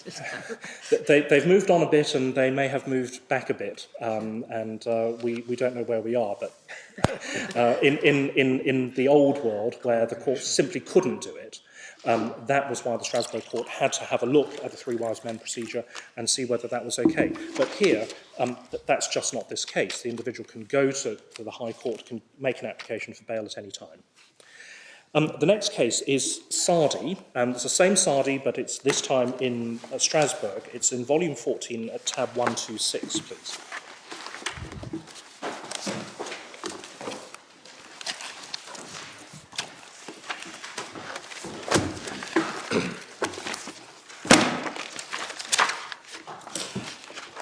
Can I ask to go straight to paragraph 70, which is page 450 of this report, 450 of the report. Paragraph 70. 70, yes, 70. Yeah. Actually, 69 is probably where I ought to start. One general principle established in the case law is that detention will be arbitrary, where, despite complying with the letter of national law, there has been an element of bad faith or deception on the part of the authorities. The condition that there be no arbitrariness further demands that both the order to detain and the execution of the detention must genuinely conform with the purpose of the restrictions permitted by the relevant subparagraph of 5.1. There must, in addition, be some relationship between the ground of permitted deprivation of liberty and the place and condition of detentions. The notion of arbitrariness in the context of subparagraphs B, D, and E also includes an assessment of whether detention was necessary to achieve the stated aim. The detention of an individual is such a serious measure that it is justified only as a last resort where other less severe measures have been considered and found to be insufficient to safeguard the individual or public interest which might require the person concerned to be detained. Principle of proportionality further dictates that where detention is to secure the fulfilment of an obligation provided by law, balance must be struck between the importance in a democratic society of securing the immediate fulfilment of the obligation and the importance of the right to liberty, duration as a relevant factor in striking such a balance. So that paragraph relating to B, D and E, there must be proportionality involved. 71, the court applies a different approach towards the principle that there should be no arbitrariness in cases of detention under 5.1a, where in the absence of bad faith or one of the other grounds set out at 69, as long as the detention follows and has a sufficient causal connection with a lawful conviction, the decision to impose a sentence of detention and the length of that sentence are matters for the national authorities rather than for the court under 5.1. Similarly, where a person has been detained under 5.1f, the Grand Chamber, interpreting the second limb, held that as long as a person was being detained with a view to deportation, that is, as long as action was being taken with a view to deportation, there was no requirement that the detention be reasonably considered necessary. And that's the Chahal decision which we've just seen. And then at 73, the court went to extend the Chahal principle to the first limb, the on-entry limb. Well, you have missed out a rather interesting sentence, in that it did apply part of the principle of proportionality to the duration of the detention under... Yes, the duration of the detention, and that is, of course, the Hardiel-Singh limit, and the analogue in paragraph 113 of Chahal. So I accept it's not entirely aligned with 5.1a, where 5.1a, you just look at the conviction, that's that, everything else does not concern the ECHR. But 5.1f is similar. The first word in 72 is similarly. There's only a relatively weak link is needed. All that's needed, as Chahal said, was action with a view to deportation. And the proportionality applies only to the extent of basically Hardiel-Singh. And then at 73, it's for first and second limb. I find it slightly odd. I mean, there they are in 70 saying detention of an individual such serious measure justified only as a last resort where other less severe measures could have been considered, etc., etc. And then in 72 they say, as we know they've said earlier in Chahal, there's no requirement that detention be reasonably considered necessary, for example, to prevent him from committing an offence or fleeing. I mean, one of the hardest-thing principles, according to Lord Justice Dyson, is that you can only detain the chap for a period that is reasonable in all circumstances. I mean, is it relevant to whether it's reasonable in all the circumstances that actually there's no possible need to detain him because he isn't going to do any harm even if you let him go? Well, it may be that Hardiel-Singh is more generous to the individual than even Strasbourg requires 5.1f to be. Because what Strasbourg says here is 5.1f, it's okay under 5.1f as long as it's not unreasonable in duration. But I don't know what that means. I mean, how do we know what that means, unreasonable? Unreasonable by reference to what?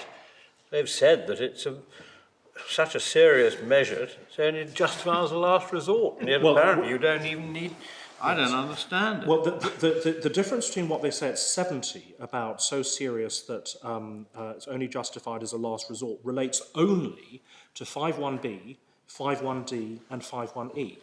And that's what you get from the first line of paragraph 70. And it's worth bearing in mind that D and E, at least, are really welfare detentions. Yes, that's right, yes. Welfare detentions. Oh, Yes. You know, D is children, Yeah. and E is Yeah. And E is sound. vagrants and people of unsound mind, are similar. Yes. So the individual exceptions or permissions in 5.1 have different requirements. But if you're looking to group them, what Sadi says is 5.1f is really quite a lot like 5.1a.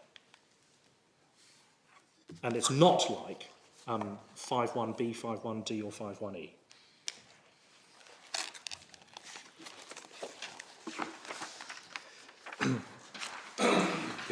The last of the trio of Grand Chamber cases is A and others and the UK. It's the last tab in this volume, tab 128. And perhaps I can just say paragraph 164, the Sadi, paragraph 163 and 164, the Sadi approach is there again applied. So that's not been departed from. This is Belmarsh. That's a Belmarsh case, yes. So it's really 163 refers to Sadi. Yes, 163 refers to Sadi, and the principles that are set out in Sadi Again, comes back, yes. I think 163 and 164.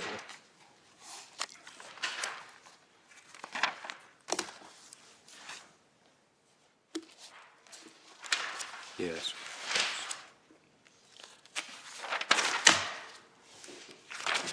I promised that I would very finely show the court HL, to show why there is a difference.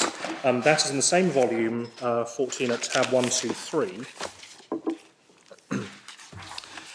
This is a 5.1e case, so the full proportionality observations apply. And at paragraph 98, which is on page 795... 123. Sorry, page? 795, paragraph 98, the court, in looking at the question of whether detention was in accordance with the procedure prescribed by law and lawful within the meaning of 5.1e, set out the three conditions under 5.1e for detention. Three minimum conditions: he must reliably be shown to be of unsound mind. I'm terribly sorry. What paragraph? 98. 98. Thank you. Reliably be shown to be of unsound mind. Mental disorder must be of a kind or degree warranting compulsory confinement, and validity of continued confinement depends on the persistence of such a disorder. And it is that third condition which is of particular relevance in this case, because part of the 5.1e jurisprudence refers to the continuing existence of the disorder.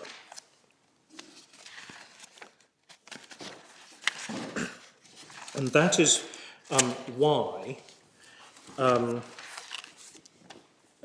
when one bears in mind the proportionality requirement, that at paragraph 120 at page 800, the court's conclusion was that in the absence of fixed procedural rules for the admission and detention of compliant incapacitated persons and the lack of any formalised admission procedures about who can propose admission for what reasons on basis of what, that when you have a vacuum like that, that 5.1e is simply not satisfied. And fundamentally, that was the basis of the decision.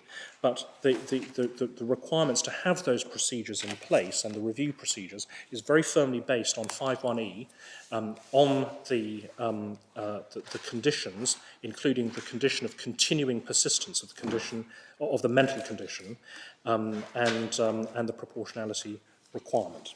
That doesn't. Sorry. What we say is that doesn't have a read across to 5.1f, which we know from Sardi is very different.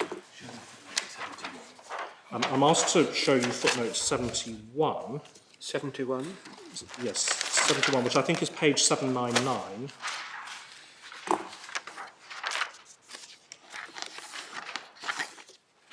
Which is a footnote, paragraph 115 near the top of the page. Did you, oh, sorry, I beg your pardon. Is it paragraph? It's paragraph 115. Oh, 115, yes. And then footnote 71. Oh, footnote 71, yes. Which refers to Winterthur and Yes. Amour in France. Yes. Reference Forden says Amour is a 5.1f case.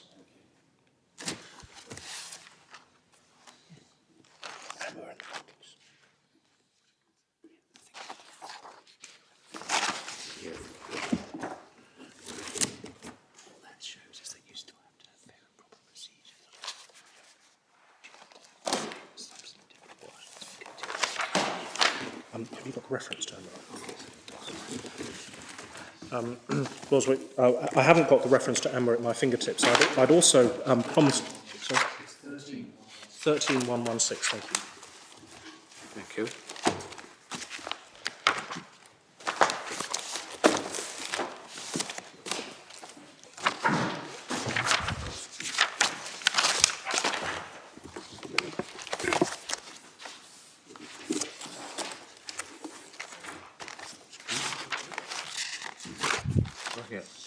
And it's Amour at 53, isn't it? Yes, the section is, it starts at paragraph 50.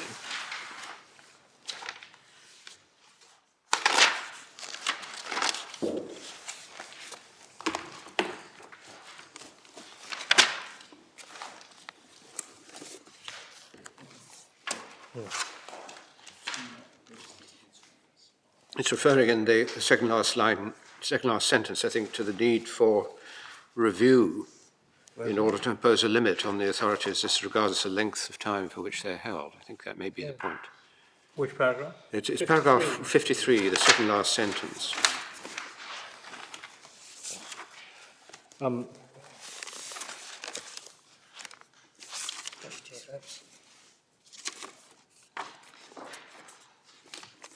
It's a circular. It's referring. It's difficult to pick it up in a hurry, but it's referring to a circular, which by its nature was giving instructions as to the system that was to be operated.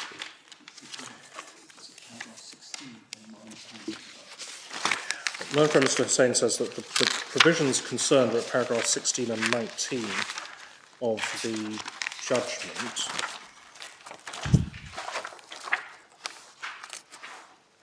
It's page 538, 539. Yes. So I just pointed off The circular. That's text. But going to paragraph 53, which is the paragraph being cited in the footnote in HL, it is the penultimate sentence of paragraph 53. None of these texts allowed the ordinary courts to review the conditions under which aliens were held, or to impose a limit as regards the length of time for which they were held, to not provide for legal, humanitarian, social assistance, nor procedures and time limits for access to such assistance, so that asylum seekers like the applicants could take the necessary steps. And that's to be read with the following sentence, isn't it, in 54? So it's to do with the absence of court procedures. Well, the next paragraph, the French legal rules in force did not sufficiently guarantee the applicant's right to liberty, and there's been a breach of Article 5.1. The reason is because the courts appear to have been powerless in this respect. And that is not the case here. That is not the situation with which the appellant's case is concerned at all. We are looking at administrative reviews.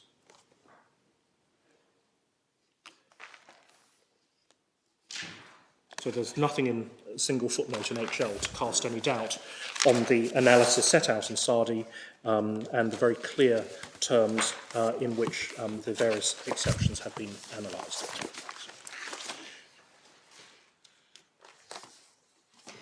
Well, Lords, having used up all of the time that I've had allotted to me, those are the submissions that we make on the substance of the matter. We've set out under the outline that we've made. Unless there's any other way in which I can assist the court. I don't think so. Thank you very much indeed. Mr. Chamberlain, do you wish to follow? No, Madam. Thank you. Yes, Mr. Hussain.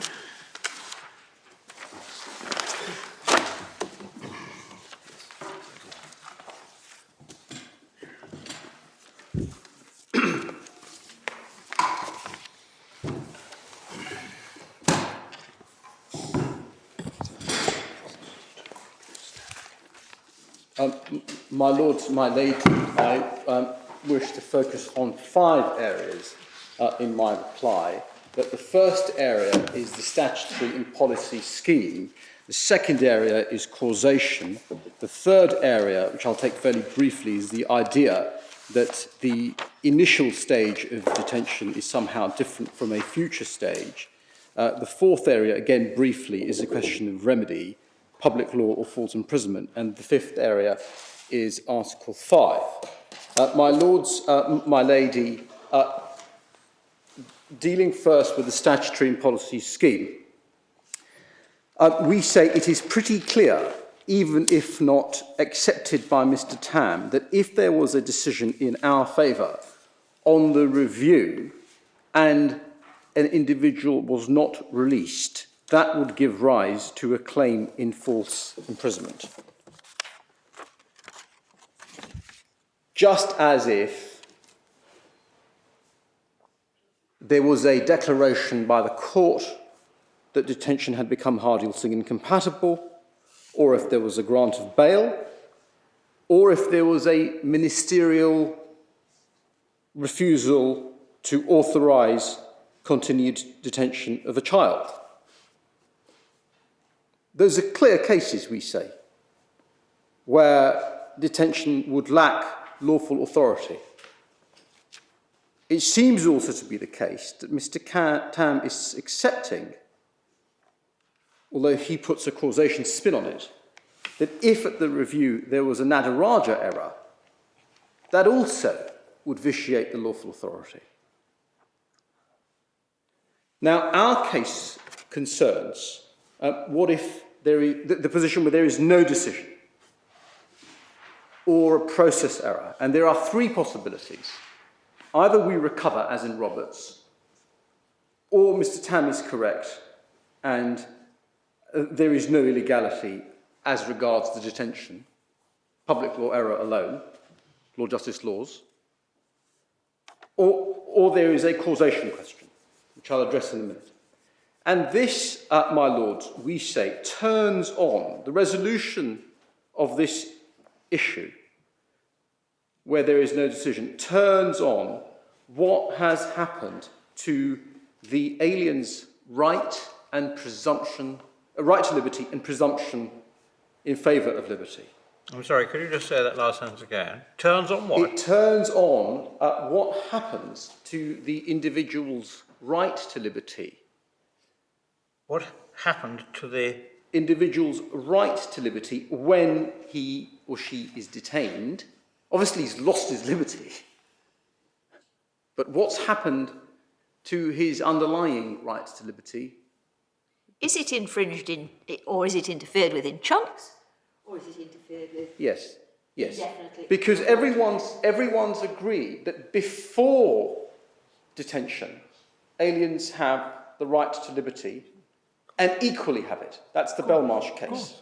So is the Detention Act, does it suffice to extinguish the right to liberty until deportation or release, or does the detention have to be justified according to current circumstances as time wears on?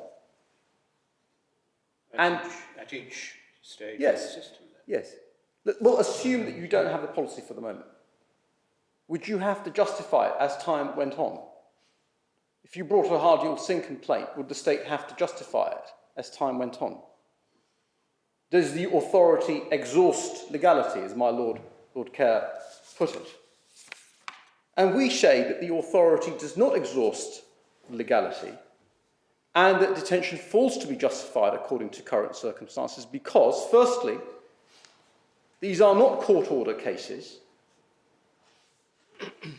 We're not in Hague territory. We're not in Walker territory. This is an executive order which requires renewal to ensure that the exercise of discretion remains justified, as Lord Justice Keane put it. Never mind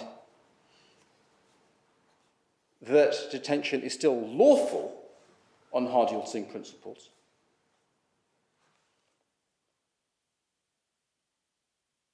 This is an executive order which gives rise in the detainee to a right to habeas corpus, see Lord Scarman in Khawaja,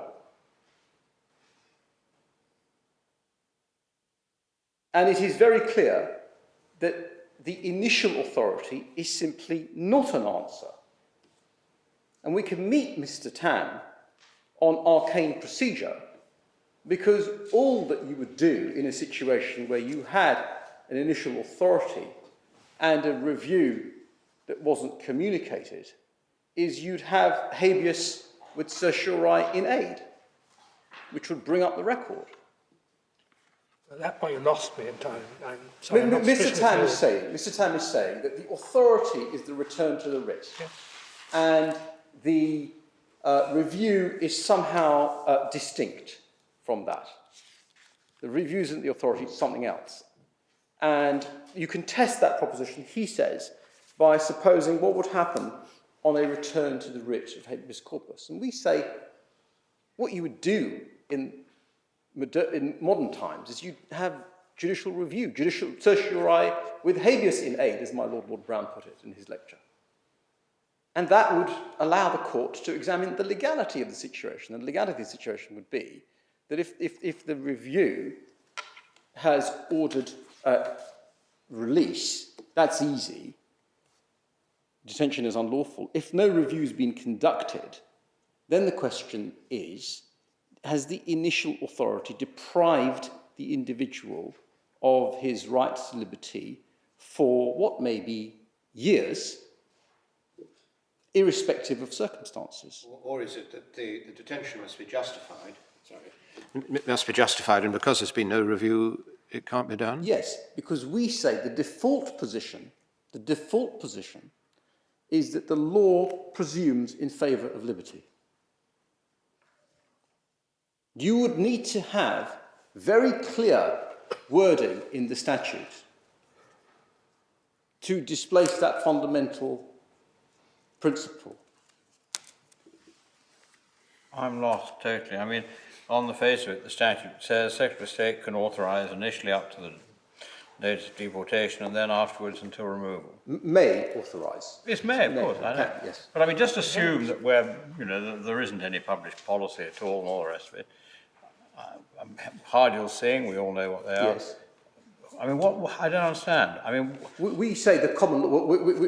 I can address my Lord's question. We would say, in a world where there wasn't a policy, but we would say that the common law would require a review at regular intervals.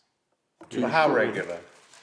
It would leave it at reasonably regular, What? at reasonably regular intervals. That's all the courts would say. The courts would never stipulate mechanics and specifics. Well, I'm not sure I follow that. I mean, in your case, you're of course relying on the policy document, but, Yes. But Hardial Singh says the detention must be for a period that's reasonable in the circumstances, but it doesn't. It means that there is a point at which you may be able to challenge it on judicial review as exceeding that period, but that's a different thing from the Secretary of State having to justify it by reviews. Yes. But do we need to get into that? We don't need to get into it. My Lord Brown put the question to me, and we don't need to get into it because we've got the policy and everyone's agreed that there's an obligation to follow it. Absolute good reason not to do so, and no good reason has been offered for not following it. So we don't need to get into that question, but our position is if we needed to get into it, the common law would require there to be a review because this is a draconian detention power with very little protection in terms of automatic review. There's no automatic court review. I mean, why didn't Hardial Singh say that in all those line of cases? Why didn't they say, not only must it be reasonable, etc., but actually the whole scheme that operated is defective because there's no review process? Because 26 years ago, my lord, the issue in Hardial Singh was if his detention was too long.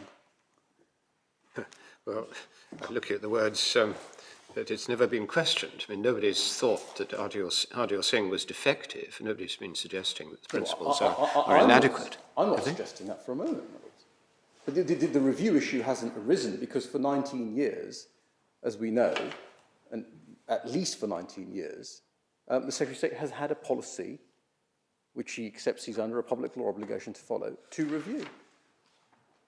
But these are, with respect, simply forensic points, because there hasn't been a case.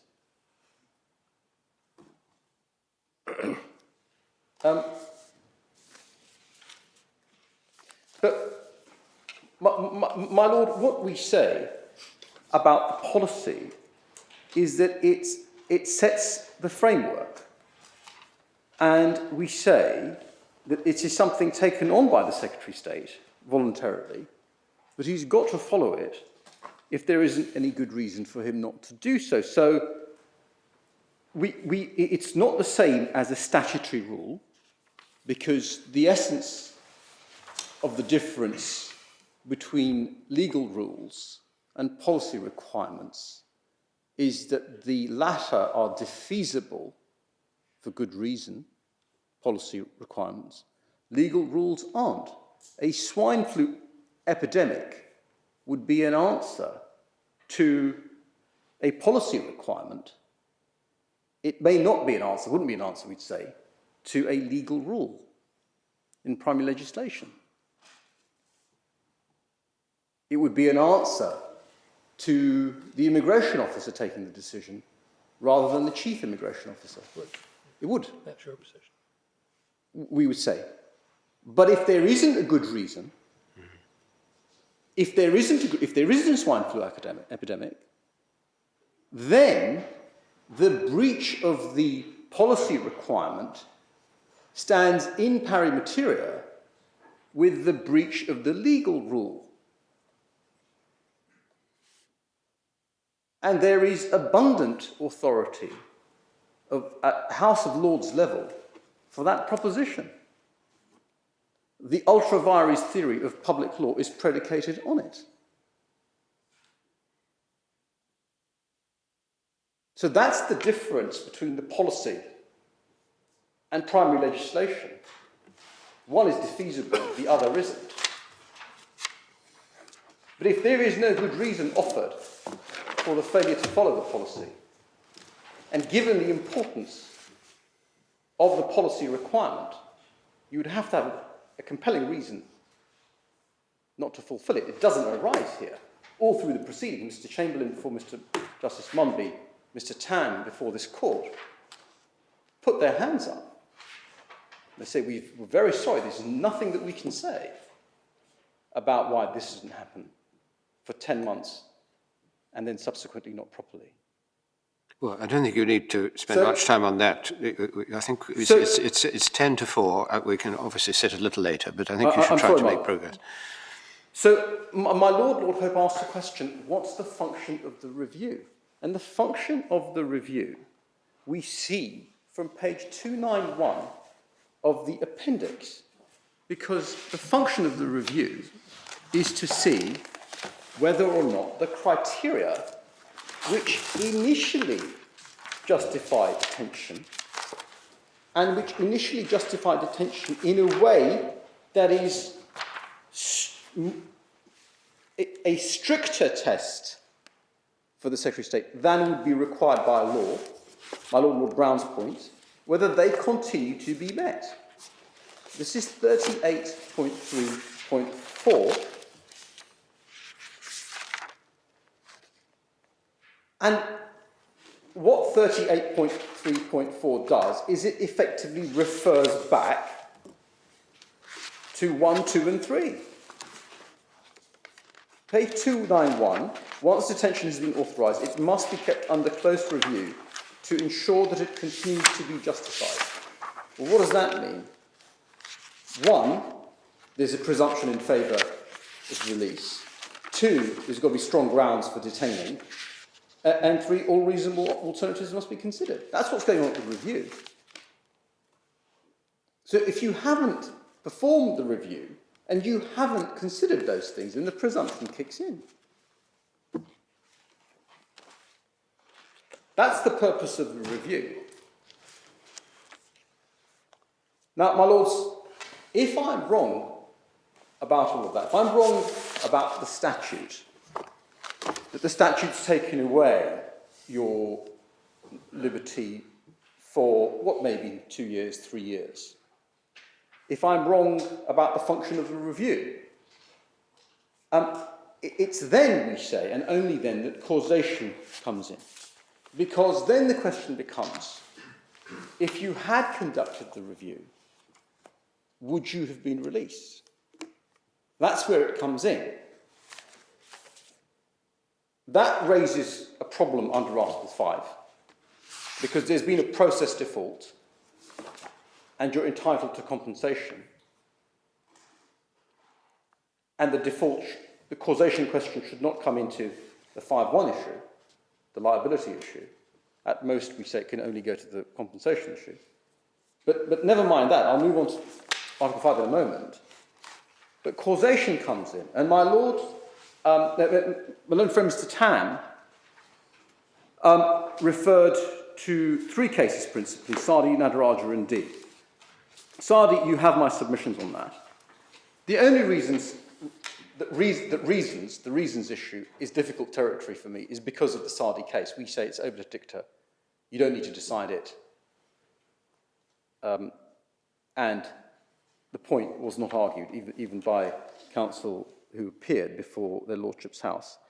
I want to take you to D, if I may, very briefly, to show you 3 paragraphs, 111, 130 and 132. So D is 982, volume 9, tab 82.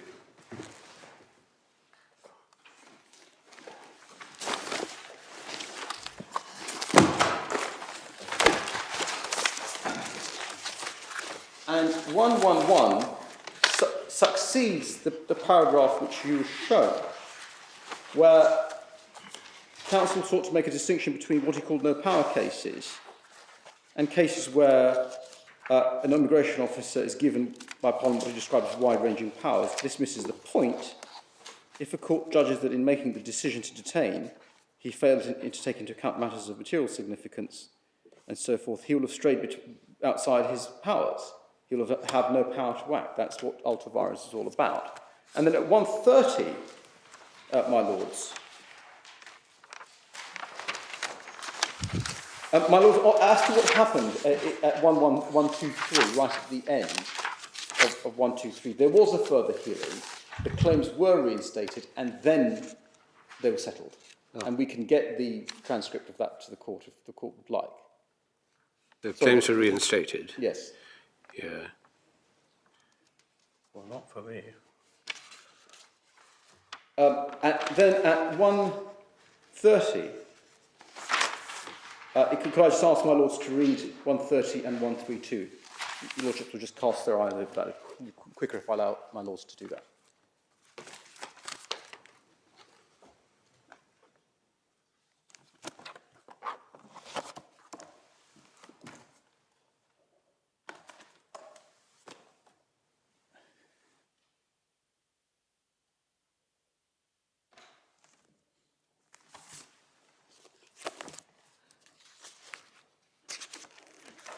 And the 4 corners of the policy is no doubt an echo of the phrase used by my Lord Hope in the Evans case, which featured prominently in argument.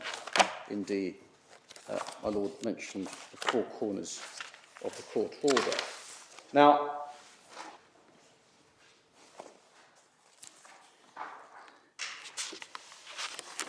I would like to take my lords, my lady, to Nadaraja, which is 875.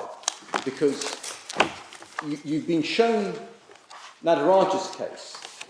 What you haven't been shown is A's case, the linked case, which the Court of Appeal described as an even stronger case. That was a linked case. And that establishes, very clearly we say, that the court were not applying a causation test at all. Mr. Fordham is absolutely right that the test applied was in paragraph 68 in Nadaraja, and that paragraph 69 cannot be elevated into the test. And you get that very clearly, because whilst there is room for argument in Nadaraja's case that had the policy been published, judicial review proceedings would have been brought rather than simply intimated. There is no room for that argument in A's case. You get that from the headnote, my lords, my lady, at 139, 875, 139, Nadaraja's case, first line, on the 25th of February, his claim was certified and refused, and he was detained on the 27th of February, 2 days later, despite an intimation that he wanted to challenge that refusal. But in A's case, just reading down the page, his solicitors reminded the Immigration Service that he would have a right of appeal if his claim were to be refused, before it had been. When he attended the interview, he was detained, given a letter which refused to accept his claim, and a fresh claim, rejected his claim, etc. The solicitors asked why he'd been detained and stated an appeal would be lodged. The service responded by saying that they were detaining A to facilitate his interview. Now that is key, because what the court held was if you'd published your policy, and that would have been rational and lawful, if you'd published your policy, A, about needing to actually lodge your notice, and here is the rub, and if you'd published your policy about detaining to facilitate an interview, that would have been lawful. But if they had done that, there is nothing that A could have done.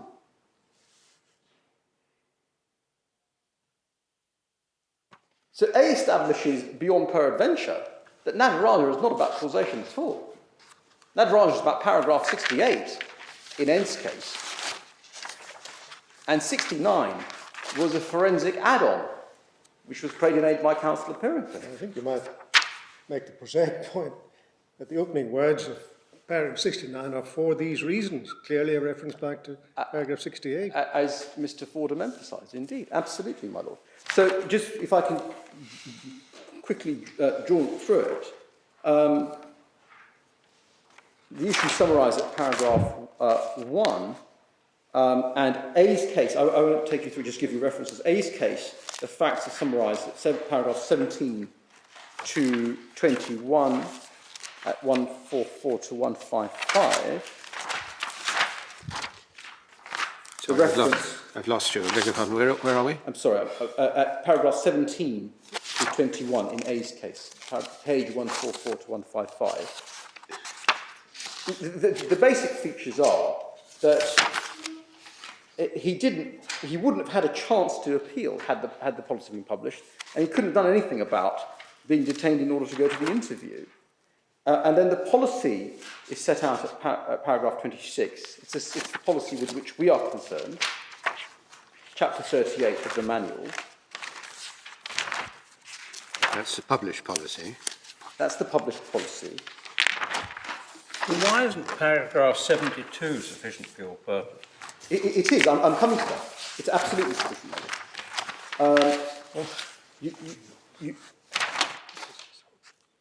Then the important thing is that 63, the court concluded that had the policy been published, it would have been fine. There would be nothing unlawful about that.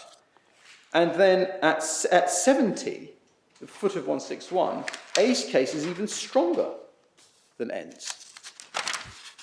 And then 71 and 72, had the Secretary included his policy a reason for detention to facilitate documentation, we don't believe any objection could have been made.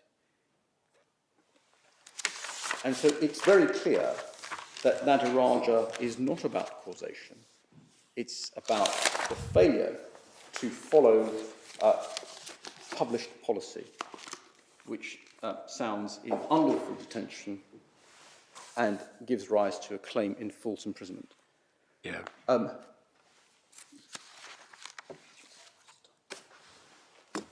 then, my lords, my third area, the distinction between initial decision and continued detention.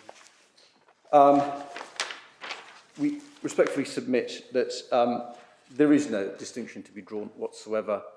The Wednesbury grounds outlined by Lord Diplock could arise after the initial arrest. As far as the other authority cited by Mr. Tam, Haig, I'm terribly sorry, and the last thing I want to do at this time is to go back. But I'm trying to see, did Nataraja and A, I mean, did they establish claims for damages? I can't see that. yes, they did, because... Where do we see that?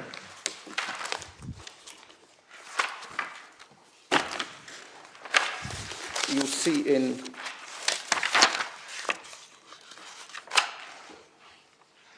at 12, paragraph 12, at first instance, Mr. Justice Stanley Burnton at C had quashed the decision to detain and ruled the detention was unlawful. And in A's case... I know, but with what consequences? 15. 15. Last sentence, second sentence. I see. Oh, I see. Yeah. Thank you. Yeah. And similarly in No, well, A, that's fine. Thank you. is that enough?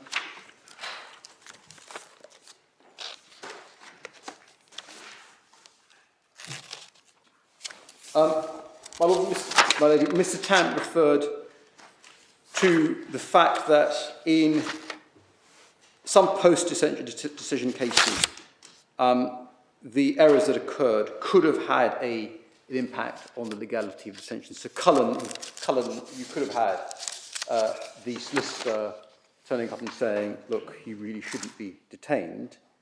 And again, in Walker, you could have had the Home Office providing the courses with the result that somebody might be released. Far too remote. Wherever you draw the line, that's too remote. We're on the right side of it. Mr. Tam also said that the proper remedy for a failure to review was judicial review. The problem with that practically is that often the detainee won't be told that a review hasn't been conducted. In fact, often it appears from this case that he's told the precise reverse. You get that from Mr. Justice Mumby at pages 143 to 144 of Appendix Part 1, paragraphs 43, Roman 5, and 43, Roman 8. What was happening was he was getting his reasons, and the reasons were saying, your case has been reviewed. And it hadn't been. Either it hadn't been reviewed at all, or there'd been simply a proposal. So how is the individual to seek judicial review of a decision of a failure to conduct a review when he doesn't know about it? But more importantly, if judicial review for a failure to take appropriate reviews is appropriate, then it is difficult to see why that would have, a claim in false imprisonment would have the administrative problems which Mr. Tam adverted to. This was what Lord Steyn described as a consequentialist argument of an alarmist nature. And if judicial review is appropriate, why not damages? That is not a dramatic consequence. It's a constitutional safeguard, we say. Lastly, my lords, my lady, Article 5. Amur, you have the points.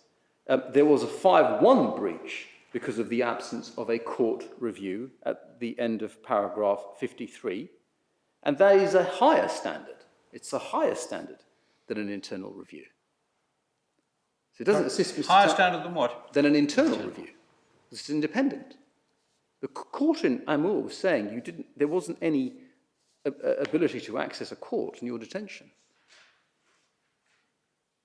Now, whatever this court makes of that, Mr. Tam can't get round that by saying, oh, well, because it was a court, it fell out of Article 5.1 altogether, it went into 5.4, because the European Court in Amur made a breach of Article 5.1.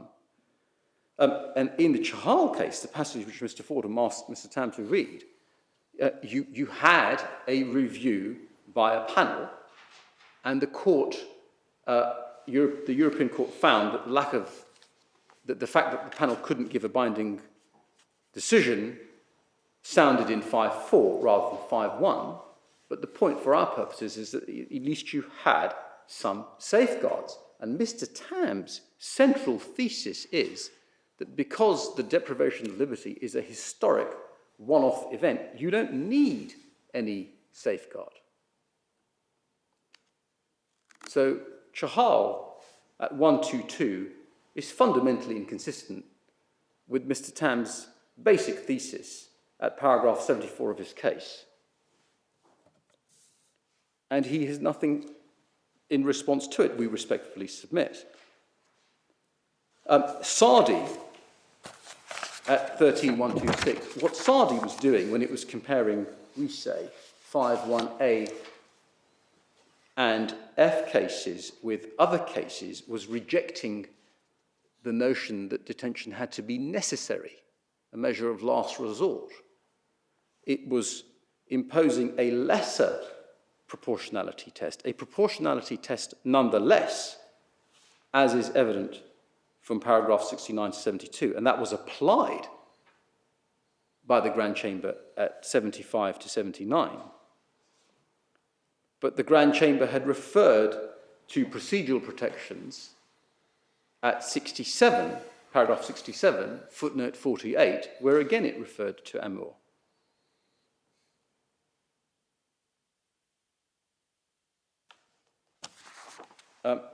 My Lords, my Lady, unless there's anything else, those are my submissions.